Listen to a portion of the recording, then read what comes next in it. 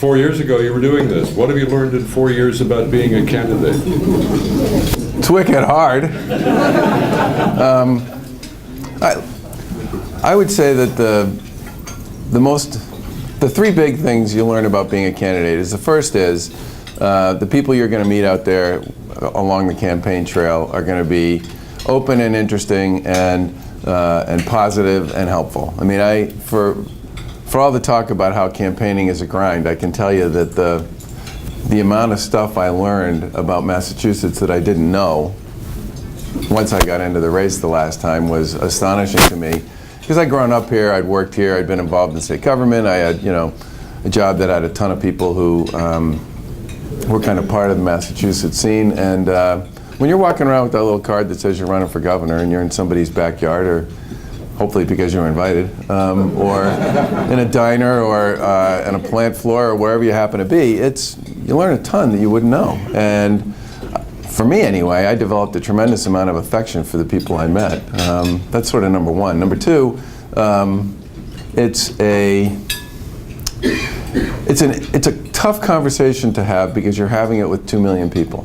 I mean, one of the big changes for me as a guy who was coming out of the private sector is when you're in the private sector, you talk to your employees, you talk to your suppliers, you talk to your customers, you talk to your board, and it's just it's a universe that's much more defined. And campaigns, you're actually having a conversation over a long period of time with the Commonwealth, which is a much bigger and more complicated conversation. And I think the third thing I learned, I would really like to have an opportunity to be part of the Massachusetts Next Act. I mean, a lot of people have said to me, why do this again? And for me, the big reason for doing it again is I do believe this is a great state. I think we have tremendous assets, but my greatest fear is that we're becoming uneven with respect to opportunity. Whether you're talking about economic opportunity, educational opportunity, or geographic opportunity. And as somebody who spent 8 years in what I think was a pretty successful administration back in the 90s, I think I know what this thing looks like when it's working. And I'd like to have a chance to do that for the people in Massachusetts. So you would see that as, I mean, we're still early in the game here, it's only May 12th, but you would see that as the defining issue in this campaign? For me, yeah. I think the most important thing we need to realize is that we very much have two economies, we have two educational systems, and we have two kinds of communities out there. And if we don't do something strategically to deal with those issues, we're setting ourselves up to become even more inequitable than we've become. When I graduated from college, Massachusetts was the most equitable state in the country in terms of the spread between the top and the bottom of our, top 20%, bottom 20% of our population. And today, we're second only to New York as we're the second most inequitable state in the country. And I think a lot of that has to do with tremendous stagnation and job growth. We basically have the same number of people working here today we had working here in 2000, 14 years, basically no job growth. And an economy that has totally boomed in certain sectors and suffered mightily in others. And we've got to fix that. I want to come back to those issues in a moment. Looks like Mark Fisher will be on the primary ballot in September, assuming he has the 10,000 signatures. You okay with the primary? Yeah, I mean, I've said all along that I wanted a fair and swift resolution to the dispute between Mark and the party. And I also said that, as somebody who lost a close election in 2010, I more than feel his pain with respect to the frustration on all that. And I'm glad that it's resolved, and I welcome the primary. I'm looking forward to it. Not a distraction? No, I don't think so. I think from my point of view, I'm basically going to run on how do we create more jobs, how do we improve our schools, and how do we build great communities across the Commonwealth. And that message is going to be my message with or without a primary, and with one, it just becomes a conversation between him and me on those issues and who can do a better job of getting from here to there and has the experience, and one that will play out, I think, across our primary the same way it's going to play out across the Democratic primary. Does it pull you to the right? No, I don't think so. I think I am who I am, and I'm going to be who I am. Sort sort of period. I'll leave it to the pundits to figure out what that means and what it looks like, but my message is going to be pretty consistent. The things I'm going to talk about are going to be the same. What I want to do and what my plans are for Massachusetts and why I'm in this race aren't going to change either.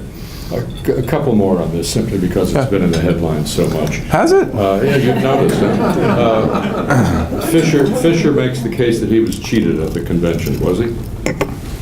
No. One-word answer, nice and clear. The guy's on the ballot. Yeah. What about the tally sheets? Will they be released? You'd have to talk to the party about that. I mean, there's a legal dispute. There's a lot. There's the party. Can you ask? I'm not the party. There's a legal dispute going on there that is not over between Fisher and the party. I think that's a question for them. Who offered or demanded money in this? RD, you need to talk to the principals who were involved in those conversations. I mean, I followed the thing. The one piece I do remember was the party said that, and now I'm just repeating what I read in the paper. In fact, Josh, I think it's what I read in your newspaper. The party said that Fisher demanded $1 million. Fisher's lawyer said, yep, we demanded $1 million for damages, but we'd be willing to settle for $650. That's what I remember seeing in the paper, which was then followed by Fisher saying that he was bribed. Who cares? Look, when you have all the issues and all the problems and all the stuff that we need to fix here in Massachusetts, I think there are far more important things for us to be talking about. One other headline that's been in the papers and on the air, your contribution to Chris Christie in 2011. You've said that contribution did not violate federal and New Jersey security rules because you were not technically an employee of Catalyst. I'm not an employee of Catalyst. That would be correct. Okay. And that you were not involved in soliciting pension funds. Also correct. All right, and yet the letter of that law seems that it also applies to people associated with such firms. You're associated, are you not? Catalyst has very expensive lawyers they pay a lot of money to figure out who can and who can't. They have policies in place with respect to this stuff. And their interpretation and their standards with respect to all this clearly indicate that I'm not considered to be a person for whom those rules apply. Did you consult counsel before making that contribution? I certainly knew what the rules of the game were with the firm at the time, yeah. And your position remains no violation? No violation. I did nothing wrong. Does it pass the sniff test? Of course. Chris Christie was very helpful to me when I campaigned in 2010. He came up here a number of times. He offered me a ton of advice. He was a big supporter, and he was coming through Massachusetts. There was a dinner held in his honor. My wife and I contributed and went to the dinner. It was sort of my way of saying thank you to somebody who'd been really helpful to me. All right. Moderate Northeast Republican who's been successful in a blue state. That sounded pretty interesting to me, too. All right, let me move on to a couple of issues. The casino repeal question, should it be on the ballot? Yes, the casino repeal question should be on the ballot.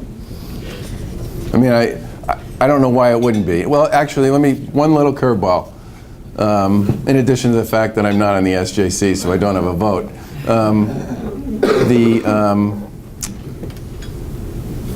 They got to get the signatures. I mean, there's two sets of signatures on this. You got to collect the first round and then the second round. But if they get the signatures, I think the question should be on the ballot. With all of the machinations and obstructions and arguments over the development of resort casinos in the immediate Boston area, do you think we'll actually see one built here? I've said all along, and I said this 4 years ago, that I think Massachusetts should go slow on this, that I don't know what the impact, I don't think any of us does, what the impact will be on Main Street businesses that are in the general vicinity of wherever a casino goes. And I thought we should do one. And the reason I said I thought we should do, actually the best solution I think was the one former Governor Romney had originally, which was that we should just have the state of Connecticut write us a check every year for $300 million not to build a casino. But I've always thought that one casino is the only answer that made a lot of sense. And because I think we don't really know what the collateral impact, not just on Main Street, but also on the lottery and sort of all the other issues associated with that. And at this point in time, I think speculation on Boston or any of the rest of these sites is just that. It's speculation, because I have a feeling this is going to be a really hard-fought conversation that will probably play out over a fairly long period of time. Gaming Commission says Boston is not a host community. Do you think it is? First of all, my opinion on that doesn't mean anything, really. And secondly, I think that's a decision the Gaming Commission owns as sort of the primary decision maker on this process. I think it's perfectly fine for the mayor to make the case as aggressively as he possibly can, but that is a decision that belongs with the Gaming Commission, and the opinion of others really isn't important. Let me move to healthcare, a subject you know well and that many people in our audience this morning are concerned about. The Massachusetts connector, we now have the option or the possibility that it could become part of the federal website. You think that's a bad idea? Why? You know, it's kind of hard to know where to begin on the connector. Massachusetts had a website that worked. We paid a very small amount of money as a state for it. We had 98% of our population covered, and while it wasn't perfect, it worked pretty well. And the most important thing to me about the Massachusetts system has always been that we control what happens. We get to make the rules. It belongs to us. And the people who make those decisions are accountable to the people in Massachusetts. You know what their addresses are, what their phone numbers are, what they look like, you can get to see them. And so all along my position had been we should seek a waiver to not be part of this at all. We already had a waiver. We had a whole series of waivers that were negotiated by 3 successive administrations with the federal government, and the program worked quite well. And my biggest dismay about all this is over the course of the past 2 years, the Commonwealth has basically blown all that up. Blew it up by moving ahead with a website that it knew wasn't going to work based on all the data I've seen that's out there. Blew it up by not being aggressive in pursuing waivers to give Massachusetts the flexibility and the freedom to continue to make its own decisions, and put 250,000 people basically into healthcare limbo, which they still don't know when they're going to get out of. So the state's kind of painted itself into a corner here. I still think joining the federal website is a mistake, and the reason I believe it's a mistake is once you do that as a state, you basically cede to the federal government most of the major decision making associated with the user interface experience, the quality of the website, the flexibility on the website. You'll dramatically limit the waivers and the sort of opportunities to do things differently that we might like here, because the answer we'll get back from the feds will be, well, that's not consistent with what our terms are going to be, or our structure is going to be. And once you go there pretty much forever. And I think Massachusetts' success in healthcare has been driven in large part by the fact that we controlled most of the levers as a state. And I think if we move forward on the federal site, we're basically handing over to the federal government most of the rules of the game and the implementation mechanism that will drive sort of how it actually gets executed, which is the website. Do you think the feds have broken healthcare reform here? I don't think the feds broke healthcare reform here. I think Massachusetts collectively on its own broke healthcare reform here by not fighting as hard as we should have to keep it, and by bungling a variety of the implementation initiatives. The implementation of the ACA has got a whole bunch of new federal regulations that sometimes are at odds with state rules. You alluded to that a moment ago. The state has had to eliminate rating factors that resulted in premium increases for small employers. What do we do about that? And individuals. I mean, a lot of individuals have seen huge increases. And the other thing that happened, by the way, a whole bunch of people in Massachusetts lost the coverage that they had coverage that was deemed creditable under the Massachusetts healthcare reform law, but didn't meet federal standards. So a lot of people in Massachusetts, in addition to other parts of the country, including me, by the way, all got letters that said, you know, your coverage is no longer legit, you have to pick a new plan. I think the state made an effort to get out from under those federal changes, but you know, I spent 8 years negotiating with the federal government when I was in state government, and the answer the first time when you ask the federal government for a waiver on anything is always no. It's literally like your kid asking for a second dessert. The answer is always no. And what you have to do is commit to get, to be willing to go back and ask again and again and again and reframe the argument and make the case and frankly be a little bit of a pain in the neck on behalf of your state and your community.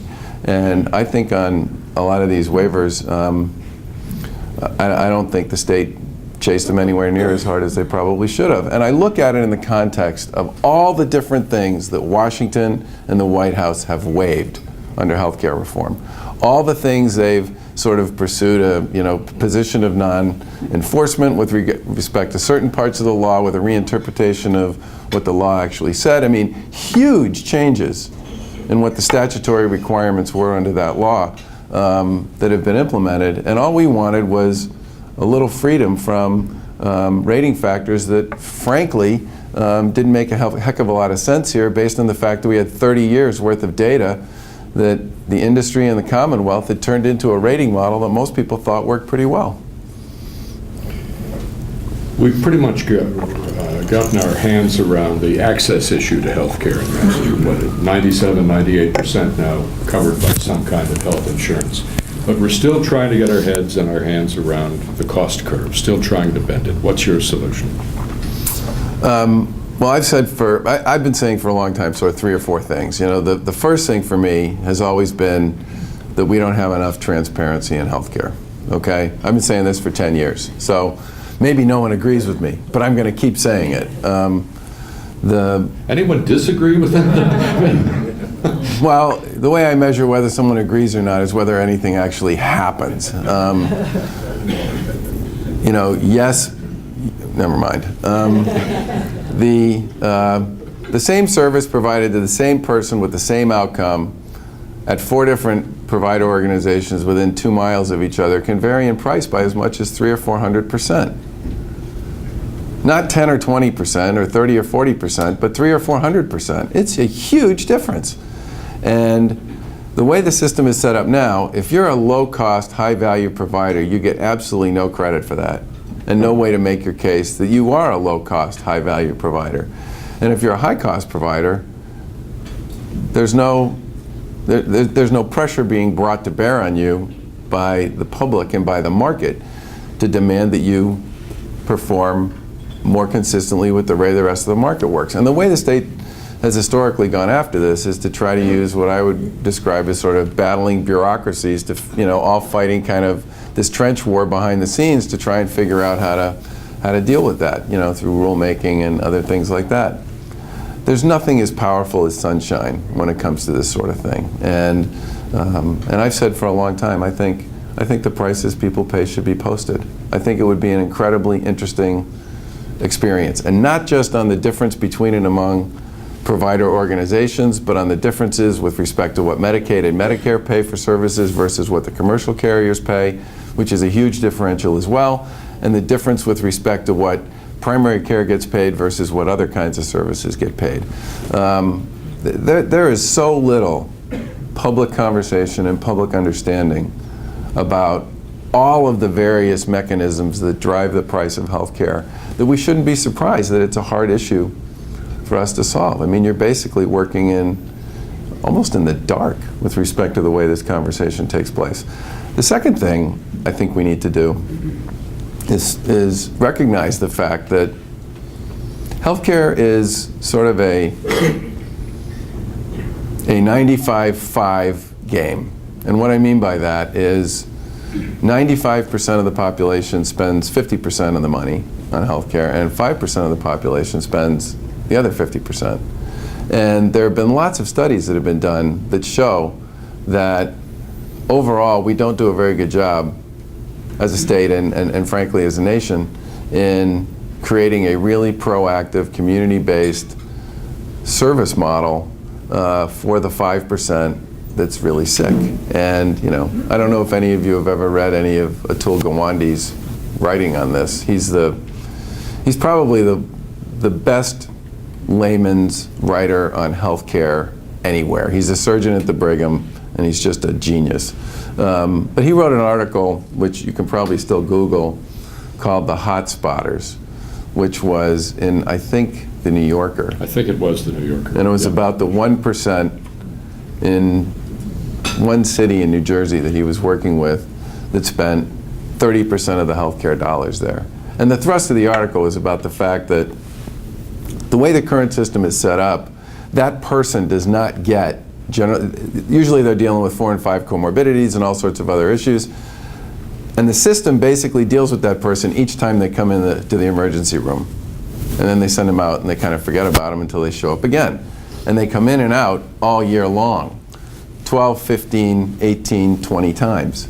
And they see somewhere between 50 and 100 clinicians over the course of the year. And it's just a big scramble.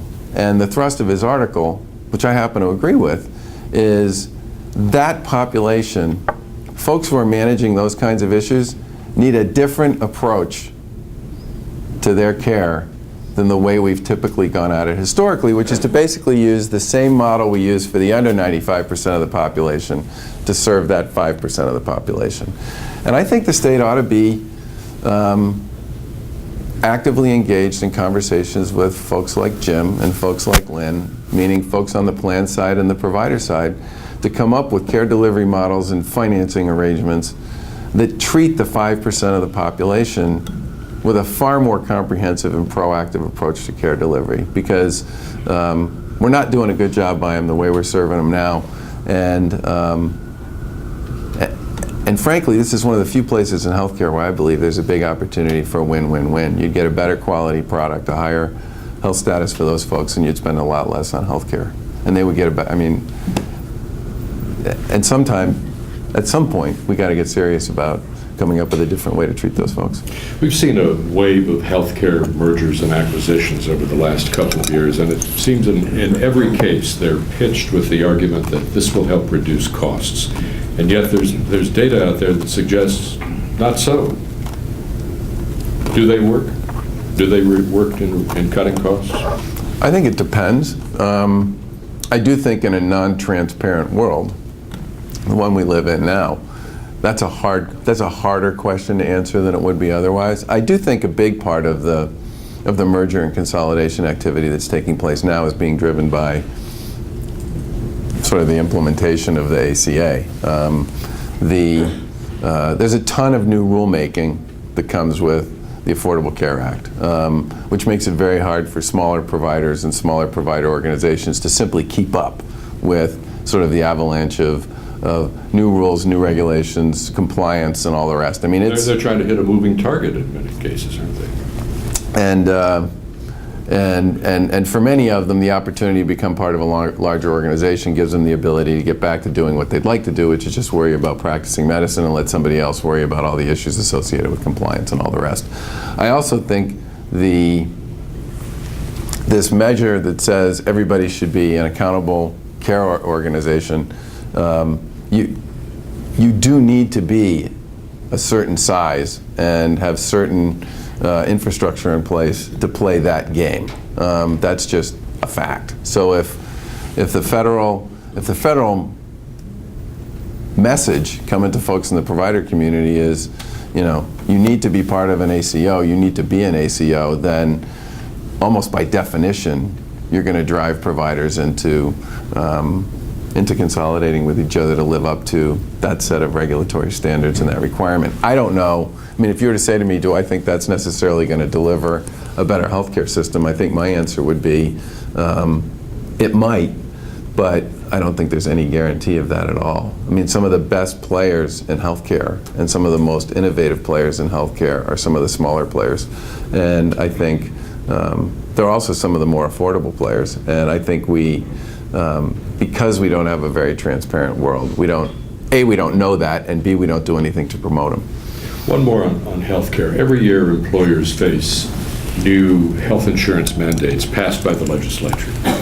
In 2013, I think it was, or 2012, there were nearly 36 mandated benefits that accounted for about $1.5 billion in premiums. 20 bills or so pending right now for new mandated benefits. How do you deal with that? Well, for a very brief period of time, Massachusetts had a statute, which I think has been repealed. Rick, you should help me with this one. Expired. Expired, yeah.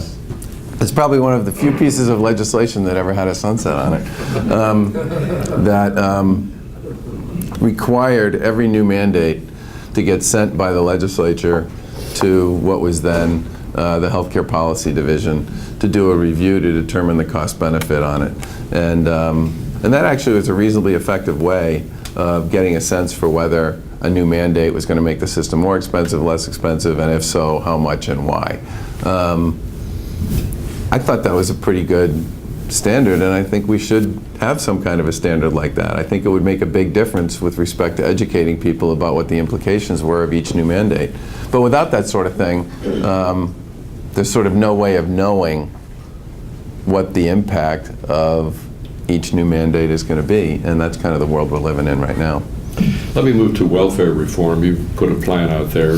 Briefly, the highlights of it, and how do you think you're going to get it through the legislature? Well, I actually think, let's start with the second part of your question. The vast majority, not all, but the vast majority of the component parts of our welfare reform proposal have been part of either the House or the Senate welfare reform bills that have already passed both branches that currently sit in a conference committee. I mean, I'm smart enough to know that one way to get something through the legislature is to agree with things the legislature's already agreed to as they've been moving their bill through their process. The problem we have right now is that it's been sitting in conference committee now for,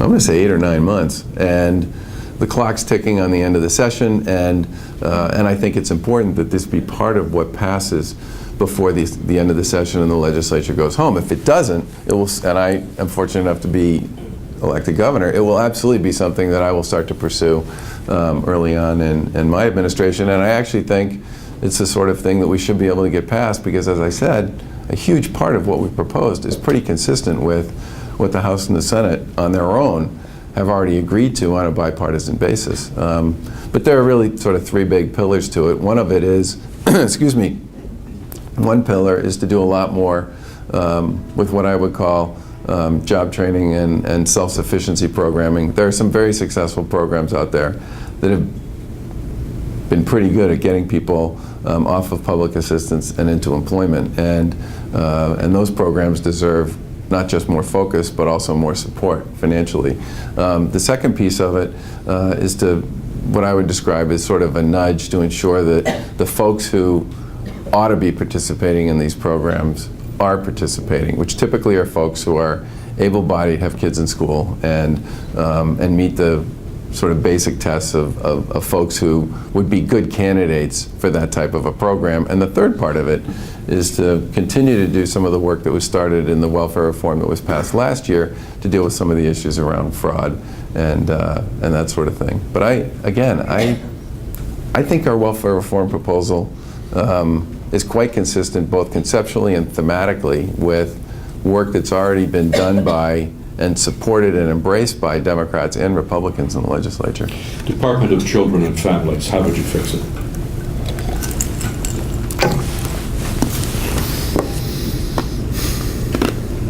You know, I got into a little bit of a tussle with an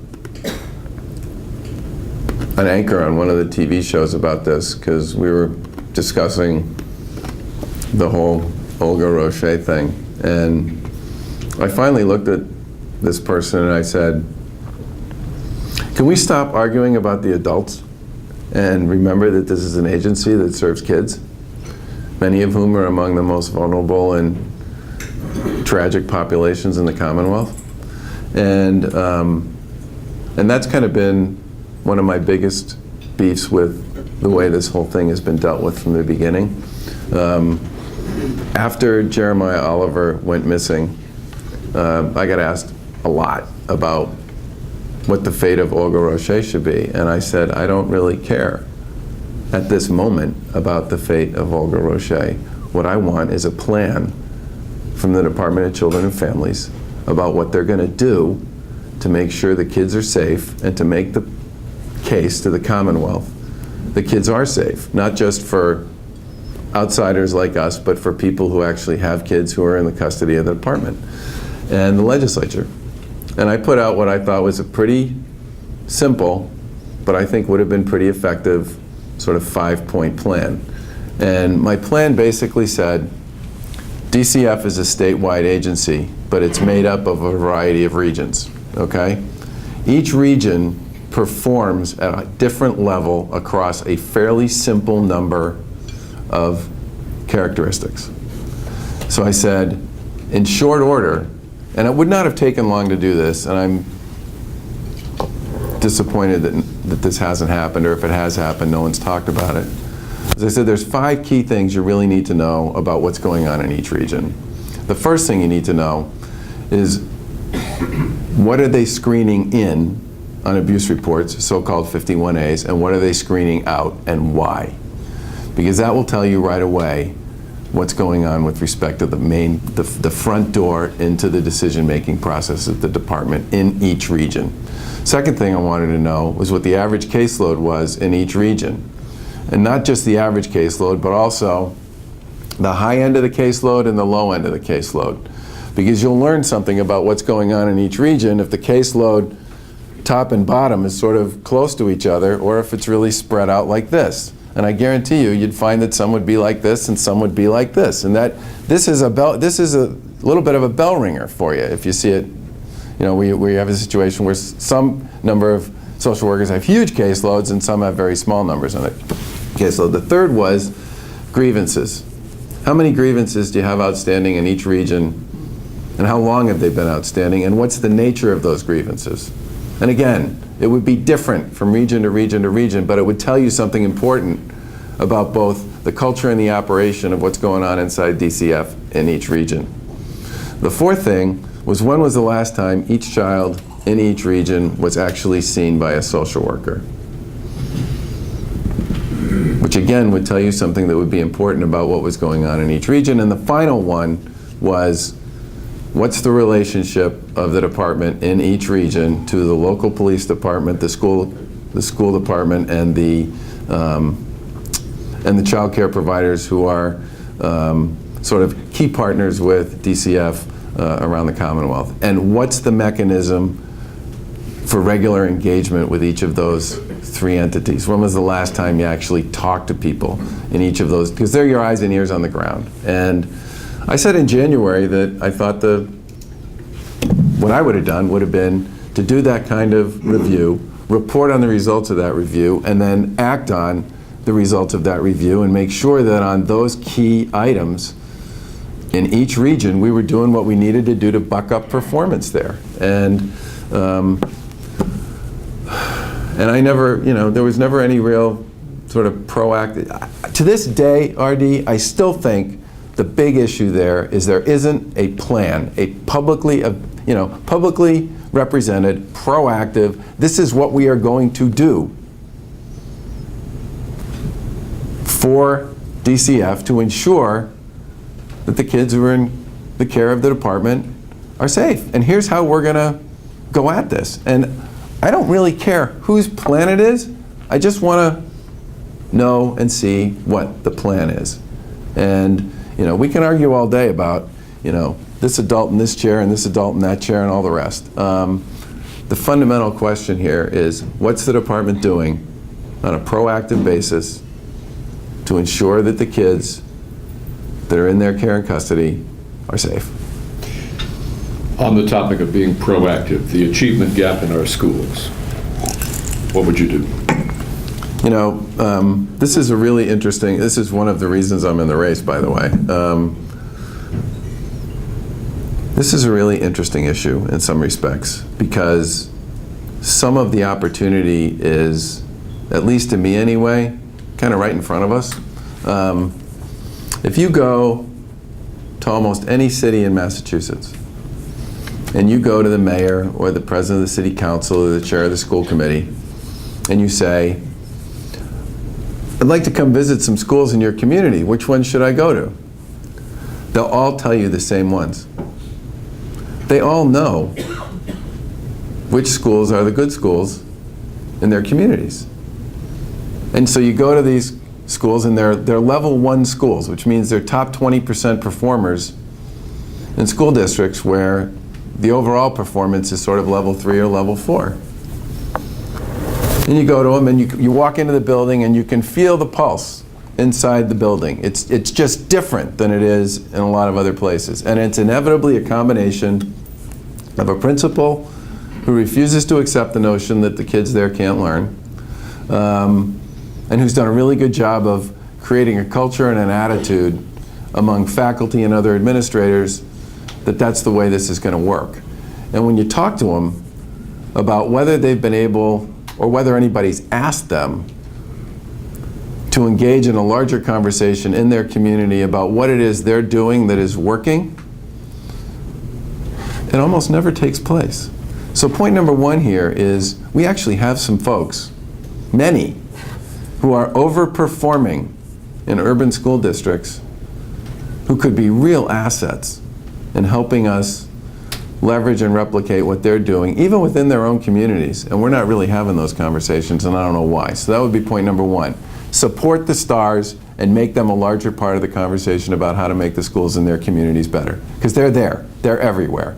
And for whatever reason, we're not engaging them. Second thing is, I'm a charter school guy. I always have been.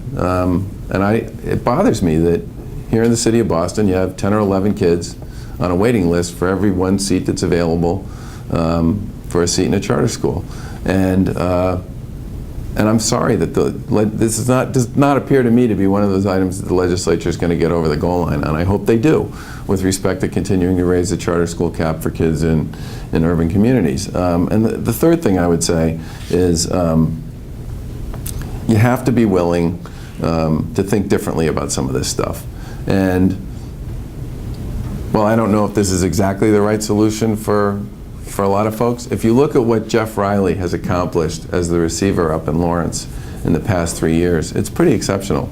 Now, I've known Jeff Riley for 15 years. He took the Clarence Edwards Middle School in Charlestown from basically one of the lowest performing middle schools in the city of Boston that the city was actually planning to close, and turned it into the highest performing middle school in the city of Boston. It's in Charlestown, when he was the principal there.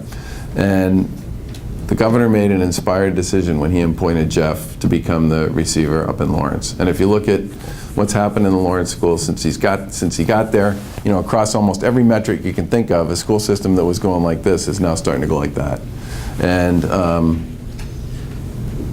And he would say, if you were to talk to him about it, that it was a relatively small number of really important changes that made a lot of that possible. And the final thing I'd say, RD, I've said since I got into this race that if state tax revenue grows, I believe local aid should grow by the same percent. So if tax revenue grows by 5%, local aid should grow by 5%.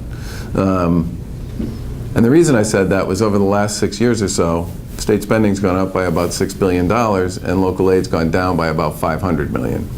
It's very hard to expect our cities and towns to do the kind of work we would like them to do in education if local aid goes like this at the same time state revenue and state spending's going like this. You got to be a true partner with these folks on this stuff, and that means being willing to engage in some sort of legitimate share program where state tax revenue goes like this, local aid's got to move in the same direction. I want to move more quickly here, since I want to spend about 10 minutes with you asking questions. In addition to the achievement gap, there's a skills gap. Employers, in many cases, can't find qualified people in the Commonwealth to fill the jobs they have open. What do you do about it? It's part of the whole job development picture. So I was up at Shawsheen Tech up in the Merrimack Valley about a month ago, and they have a dinner twice a year for students and for employers who work with Shawsheen to provide co-op jobs for kids who go to Shawsheen. And they have 350 kids, about 270 kids who are seniors, and about another 50 or 60 kids who are juniors who participate in their co-op program, which means 30 hours of work one week, 30 hours in school the next week. And the thing I really liked about this was it was a proactive and aggressive outreach to the employer community to create kind of a virtuous circle here between what Shawsheen was doing with its kids and the employers in the area. And I think one of the things, we should do more of that. I mean, I'm a huge fan of what I've seen in the career and technical schools over the course of this campaign. That is a great example of something I didn't know anywhere near as much about as I do now. Many of those schools have developed deep relationships with the employers in their area and have a ton of their kids working there and developing a lot of the skills that you're talking about as part of that process. So when those kids come out of that school, whether they go on to get an associate degree or go to work, they've got real job experience and real understanding about what it takes, and more importantly, they have employers who know what they're capable of, and they have a relationship with them. And I think we need to do a lot more of that if we're going to be serious about creating the connection for kids between, and employers between school and work. You often hear business argue, we're over-regulated. We could be hiring more people. We could be making more money. We could be doing better if we weren't so regulated. An example of a regulation or two you'd get rid of. Regulation. Or impose. Yeah, regulation's a little, in my mind, regulation's a little less about this regulation and that regulation and more about the way it's written. When I was in, I just heard somebody say yes out in the audience, which is good. When I was in state government in the 90s, we actually did the only reg review that I'm aware of that ever had any real sustainability. And when we started, we literally turned the code of Massachusetts regulation on its side and stood it up and put a life-size picture of Kevin McHale next to it. And Kevin McHale was as tall as the Mass Code of Regulation. And by the time we get done with the process, the Mass Code was a little shorter than I am. So we took about 25 or 30% of the history of the Code of Regulation out of it.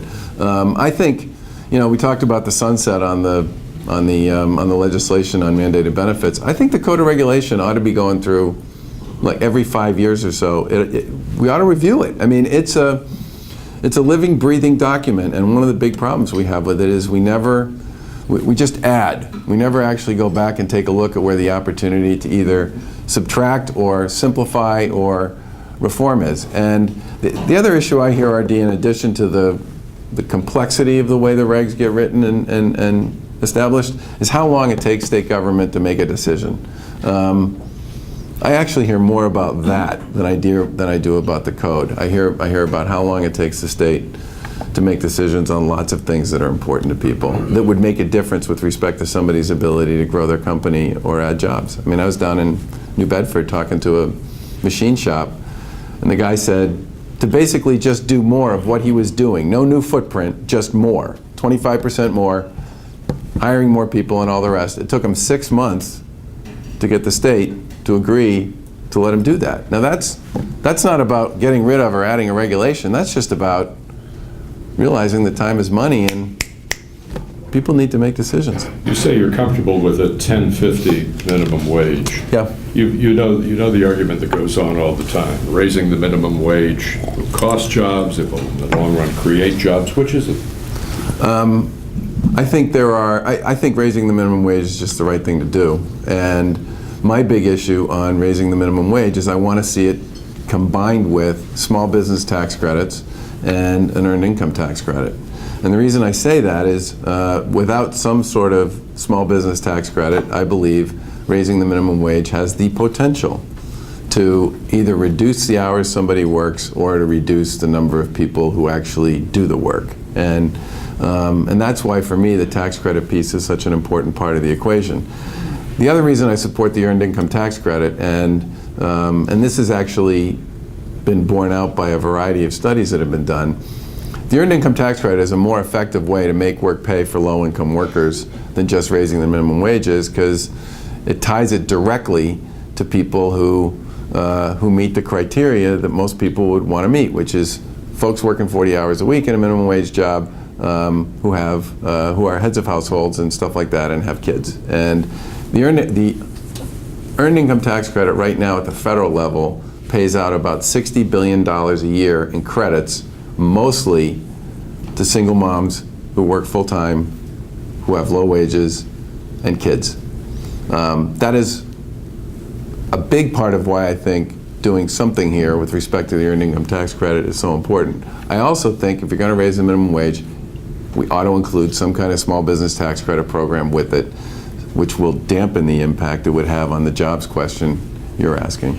A couple of quick ones. The November ballot proposal to repeal the law indexing the gasoline tax to inflation. For it or against it? I'm for it. And the reason I'm for it is I think the legislature should always vote on tax questions. I think it's a fundamental issue of accountability. And the other thing that bothers me about it was the way the question is written. If the cost of money goes down, because the theory here is that if the cost of money, if inflation goes up, then the gas tax should go up to deal with that. The way the thing's written is if the cost of money goes down, the gas tax doesn't go down. Okay? The gas tax only goes down when the cost of money goes up. Or excuse me, only goes up. It only tracks with the cost of money up. It doesn't track with the cost of money down.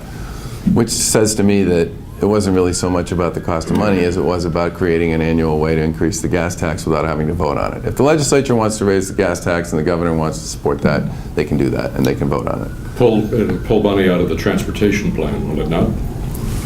Well, the 3-cent increase is permanent, and people ought to be focusing on making sure they do the best they possibly can with respect to implementing that. But I don't think it makes sense to index this stuff. I don't think it makes sense to index much of anything, to tell you the truth. I think all that stuff should be done in a vote. Are you satisfied with the licensing process for medical marijuana? No. The three big issues on that. The first is we live in a medical mecca here in Greater Boston, and there wasn't anybody involved in that process that was sort of an oncology person or a pain management person. I don't understand how you can license a whole series of medical marijuana dispensaries and not have anybody from our vast medical community involved in making those decisions. I mean, it would seem to me they'd be perfect with respect to how you should frame the RFP, how you should make decisions, what you should emphasize, what your criteria for going forward would be to make sure people were doing it the right way, and they're all within walking distance of the State House. I mean, it seemed pretty obvious to me. The second issue is I don't understand a process where you vet the license applications at the end of the process as opposed to at the beginning. You know, Massachusetts went from, I think, 180 applications down to those provisional 20 before they got around to figuring out whether or not people were telling the truth on the applications they submitted. If I was one of those ones that, you know, finished just outside the range on this and said all the right things and all the rest, I'd be pretty annoyed about that. And I fully expect that that one will end up in some kind of suit. I said about a month and a half ago I thought the state should reboot it and redo it. What about decriminalizing marijuana a la Colorado? I'm against it. And I'll probably always be against it, which probably makes me an old fuddy-duddy, and I apologize for that. But I've read enough of the studies on the impact of excessive marijuana use on young people, and it's not pretty. And I've talked to enough folks in law enforcement to believe that it's a legitimate concern for them, and I don't support it.